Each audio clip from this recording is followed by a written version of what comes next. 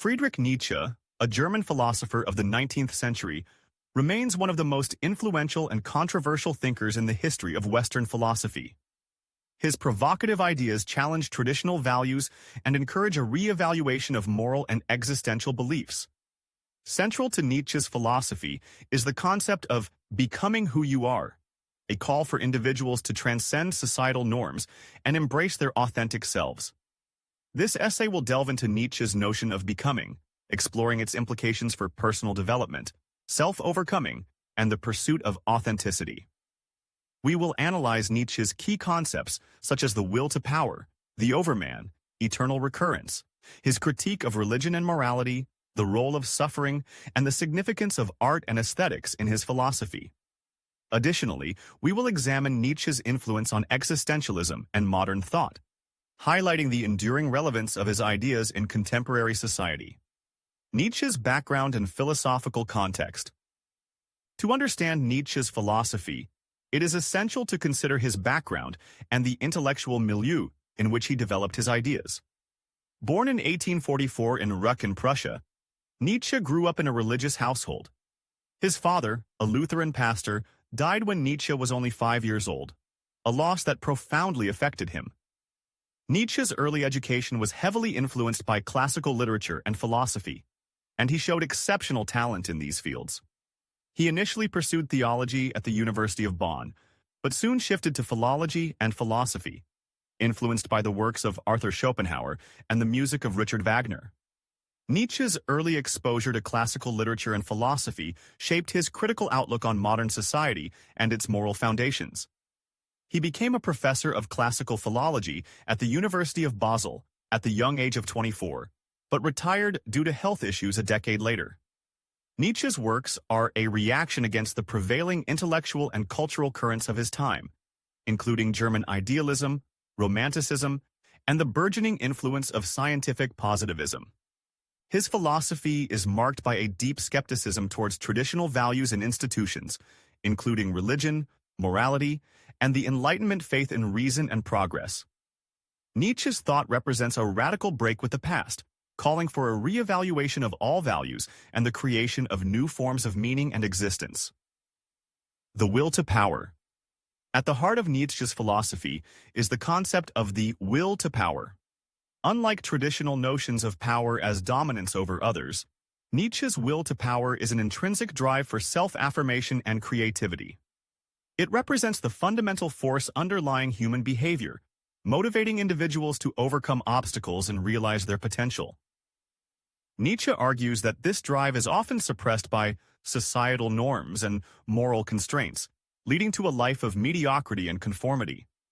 In Thus Spoke Zarathustra, Nietzsche illustrates the will to power through the character of Zarathustra, who embodies the ideal of self-overcoming and the creation of new values. Zarathustra's journey is a metaphor for the process of becoming who you are, a continuous striving to surpass oneself and embrace one's unique potential. The will to power is also evident in Nietzsche's critique of traditional morality, which he sees as a manifestation of the slave morality that seeks to suppress the will to power and promote mediocrity. The overman, Übermensch. Nietzsche's idea of the overman, or Übermensch, is a key component of his philosophy of becoming. The overman is an individual who has transcended conventional values and created his own meaning and purpose. This concept is introduced in Nietzsche's work, Thus Spoke Zarathustra, where he contrasts the overman with the last man, a symbol of complacency and stagnation. The overman embodies the ideal of self-overcoming, constantly striving to surpass himself and embrace his unique potential.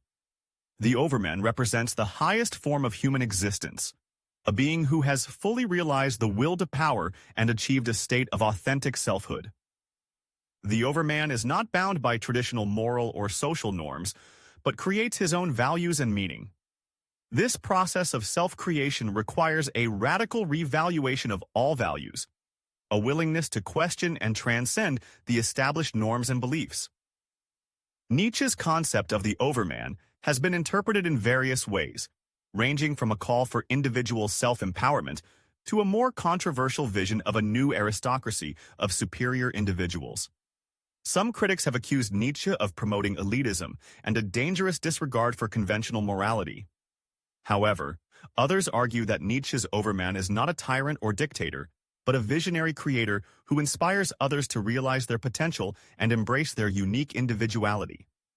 The overman is also closely related to Nietzsche's idea of eternal recurrence, a thought experiment that challenges individuals to live their lives as if they would have to repeat them infinitely. This concept underscores the importance of living authentically and embracing one's unique potential, as the overman does. By imagining the eternal recurrence of their lives, individuals can evaluate their choices and actions critically, striving to live in a way that they would affirm and embrace eternally. Eternal recurrence. Another significant aspect of Nietzsche's philosophy is the idea of eternal recurrence. This concept challenges individuals to imagine living their lives repeatedly, experiencing the same events and choices over and over. Nietzsche proposes this thought experiment to encourage individuals to evaluate their lives and choices critically. If one can embrace the idea of eternal recurrence and affirm their life as it is, they have achieved a state of authentic selfhood and self-acceptance. The idea of eternal recurrence is introduced in The Gay Science and further developed in Thus Spoke Zarathustra. Nietzsche presents it as a test of one's life and values, a way to measure the authenticity and meaningfulness of one's existence. If an individual can embrace the eternal recurrence of their life, they demonstrate a profound acceptance of themselves and their choices, a willingness to live fully and authentically in the present moment. Eternal recurrence also has significant ethical implications. It challenges individuals to live their lives in a way that they would willingly repeat eternally, fostering a sense of responsibility and intentionality. This thought experiment encourages individuals to evaluate their values and actions critically, striving to live in a way that is true to their unique potential and aspirations. Critique of religion and morality. Nietzsche's critique of religion and traditional morality is central to his philosophy of becoming. He argues that Christianity and other organized religions promote values that suppress the will to power and hinder personal growth. Nietzsche famously declares that God is dead, signifying the collapse of religious and moral absolutes. In place of these, he advocates for a reevaluation of values, encouraging individuals to create their own moral frameworks based on their unique experiences and aspirations. Nietzsche's critique of religion is not merely a rejection of religious beliefs, but a broader critique of the moral and cultural values that underpin them. He sees traditional morality, particularly Christian morality, as a manifestation of slave morality, a set of values that promote weakness, conformity, and mediocrity. Slave morality, according to Nietzsche, arises from the resentment and envy of the weak and powerless, who seek to impose their values on the strong and creative.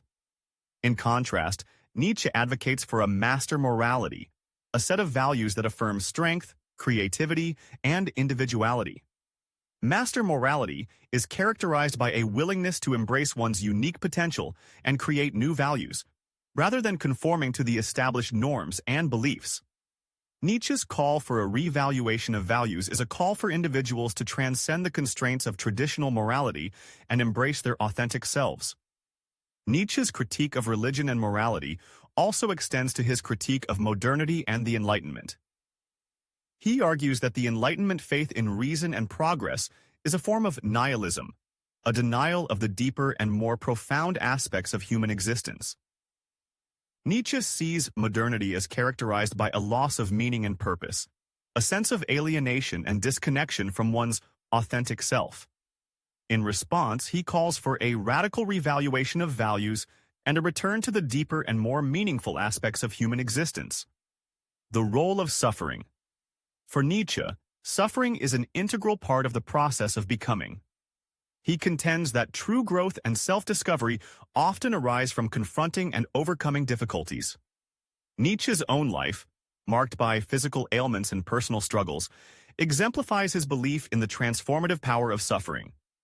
By embracing and transcending suffering, individuals can achieve a deeper understanding of themselves and their potential.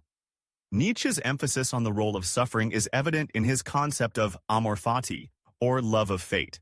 He encourages individuals to embrace their fate, including their suffering and difficulties, as an essential part of their growth and self-discovery. This acceptance of suffering is not a form of resignation or passivity, but a proactive and empowering embrace of one's unique potential and aspirations. Nietzsche also sees suffering as a necessary condition for creativity and self-overcoming. He argues that true creativity,